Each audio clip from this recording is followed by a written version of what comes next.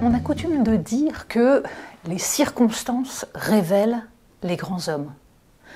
Il faut des circonstances exceptionnelles pour que surgissent tout à coup ceux qui, à la faveur de l'histoire, à la faveur des crises, vont reprendre en main les choses et vont guider les autres.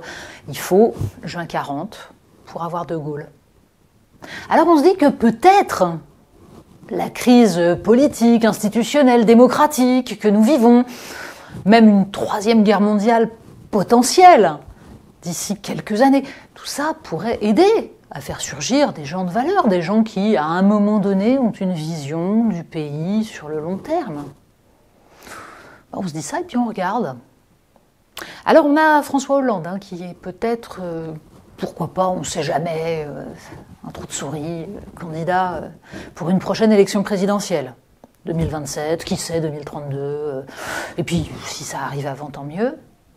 On a Édouard Philippe aussi, qui éprouve le besoin de se déclarer alors même que le pays n'a pas encore de Premier ministre, il n'en a plus depuis 2 mois. C'est vrai que c'était l'urgence.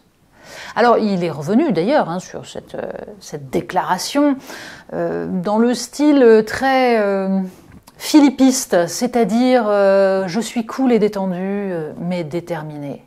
Et ça donne je ne serai ni Thatcher ni Macron. Ce sera du Philippe. Avec une rupture massive. Alors rupture avec quoi exactement? Rupture avec les 80 km/h, rupture avec l'âge pivot de départ à la retraite à 64 ans, ce qui a torpillé le projet de retraite à points. Parce que ça, c'était du Édouard Philippe. C'était ce qu'il a fait comme Premier ministre. Alors, c'est vrai, c'est effacé, ardoise magique, puisque les Français l'adorent. Bon, les journalistes politiques l'adorent, mais les Français aussi. Pourquoi? Parce que pendant le Covid, il a dit humblement « je ne sais pas ». Alors c'est vrai que par comparaison avec Emmanuel Macron qui dirigeait son conseil non pas de surveillance, son conseil de défense, lapsus révélateur. C'est vrai que ça changeait. C'est pas courant. Un homme qui dit « je ne sais pas ». Le problème, c'est qu'il n'y a que sur ce sujet-là qu'il dit « je ne sais pas ». En revanche, pour soutenir une vision du pays, de l'économie, qui est la même depuis 30 ans, qu'on nous sert invariablement et qui aboutit à 160 milliards de déficit commercial, là, il ne doute pas, c'est la technocratie française. Oh, puis il y a Anne Hidalgo. Anne Hidalgo, elle hésite. Est-ce que je vais à Place Publique? Oui, mais Place Publique, ça veut dire qu'on est derrière Raphaël Glucksmann.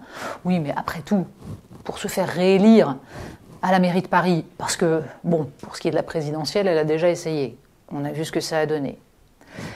Mais la mairie de Paris, c'est embêtant. Et oui, le Parti socialiste pourrait investir, du coup, son adjoint, Emmanuel Grégoire. Tout ça, la travaille, la chatouille.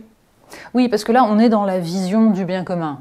On aura remarqué que tout le monde ne pense qu'au bien du pays, aux circonstances qui font que il faudrait normalement que les bonnes volontés s'entendent pour essayer de sortir de cette crise. Donc, les circonstances permettent-elles aux grands hommes de surgir? Alors, il y a 3 hypothèses. La première, c'est que nous ne sommes pas encore dans des circonstances dramatiques. En fait, on peut encore creuser. Et c'est pour ça que les grands hommes ne surgissent pas. On attend vraiment juin 40, l'effondrement total. Deuxième hypothèse, c'était vrai quand le niveau était un peu plus haut, le niveau baisse. Nous avons les grands hommes que nous méritons. Troisième hypothèse, en fait la catastrophe, ce sont eux. Et on attend quelqu'un qui sortira de cette catastrophe. Bref, nous n'avons pas fini d'assister à un spectacle assez désolant.